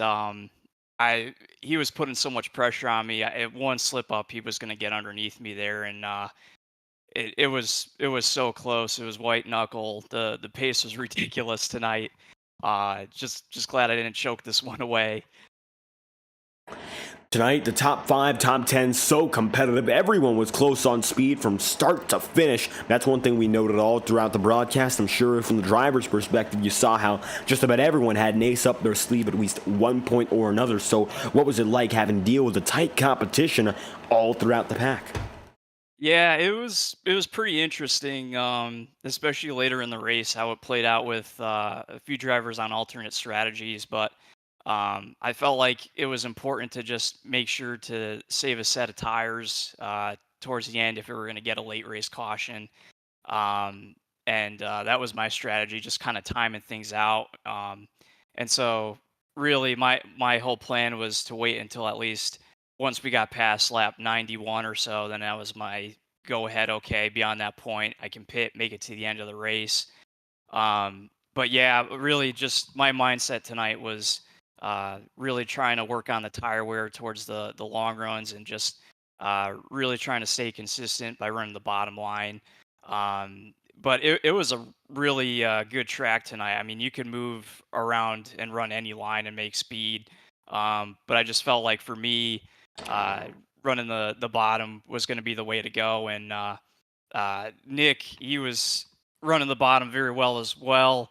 And I saw towards the end there, he tried the top, but I think if he tried a few more laps, who knows, he maybe would have got into a rhythm. But if he was going to make hay up there, I was going to have to block that line. But I kind of just stuck with the game plan and ran the bottom, and came out with the win. It looks like holding to your own tonight is all the difference, collecting the victory, and ending the first stint of the season on a great note for this entire 44 team. Now we're taking a 1-week break. We're moving back to the racing, of course, come next week, and that's going to be the week after, rather. And that's going to be Richmond. So short track racing, then IRP. Going to be an exciting portion of the schedule as we head back to some smaller tracks again.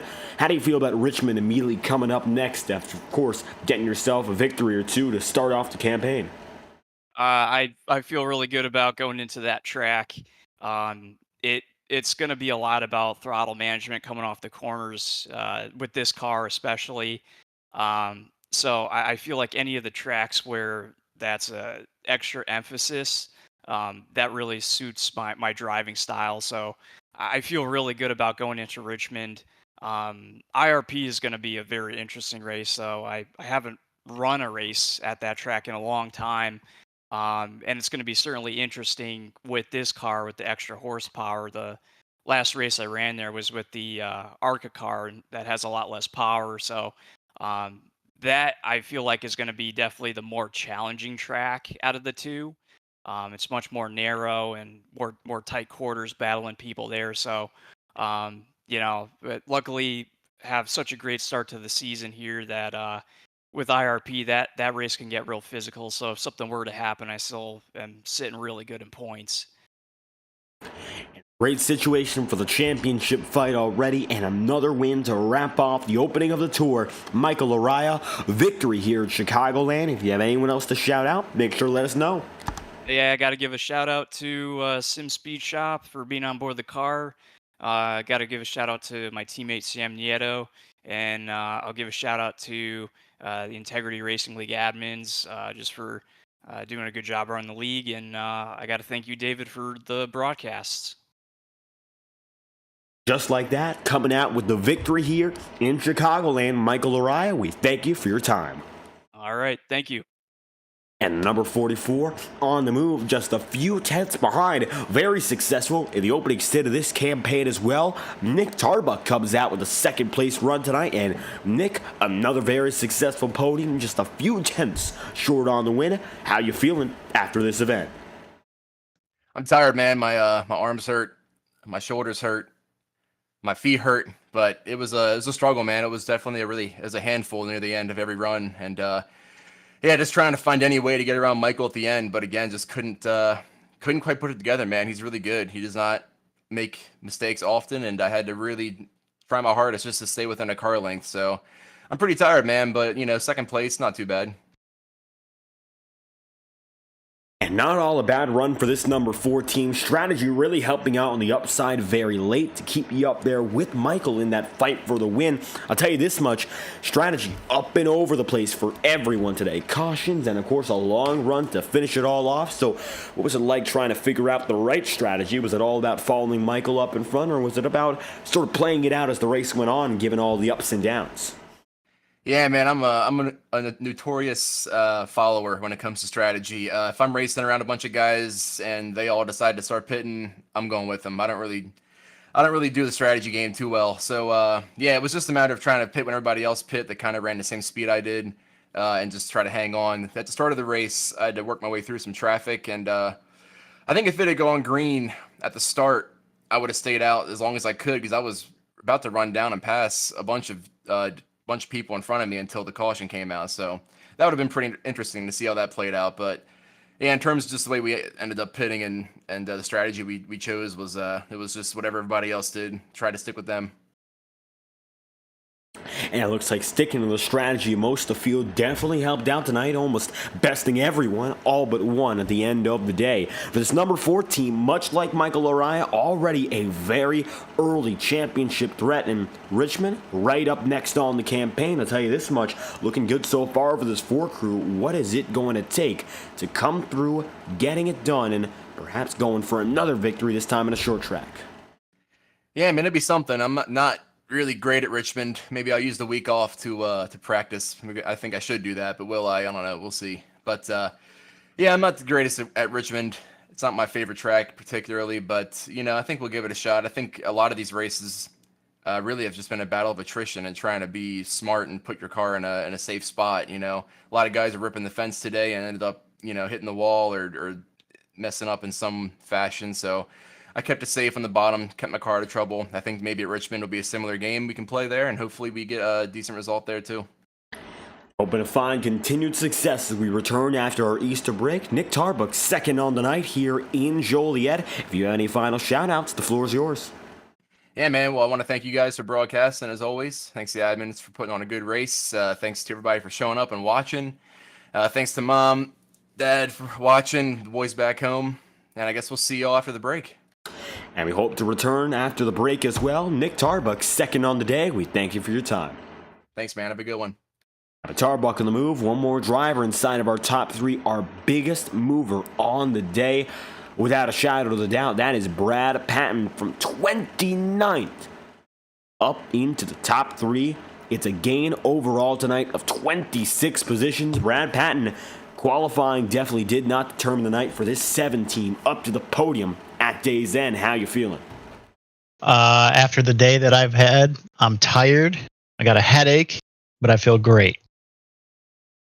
Tell you this much, the gain on position the highest of anyone else in the field, coming from just barely inside the top 30 up to the top 3. Nobody else able to do that here. Chicagoland, it wasn't easy to pass tonight because of how strong the field was throughout, and strategy made it even a little more difficult. So what was it like figuring that all out as the race progressed to eventually climb through? Well, like I told you at the start of the season when we were going to do this, I said I wasn't going to qualify for any race. So for the Monday nights and the Tuesday nights, I haven't qualified yet. It's more fun coming through the field. I mean, regardless if I finish 10th or 30th, as long as, I'm having fun passing cars and whatnot, that's the whole goal for the season. But the strategy was to just take my time, get used to the car. I didn't feel like I had any speed whatsoever for once. And it finally clicked at about lap 70. I went 2 laps down because Ethan and Neil and I all got together coming off a 2 under one of the restarts. So I went 2 laps down, fixed all the 3 minutes of damage, and after that, I just got to the point where I was like, if I got on the lead lap, then I'll start going for it. But I really didn't think I even had a top 3 car tonight. And to finish in 3rd place, I'm going to take it. I'm going to run.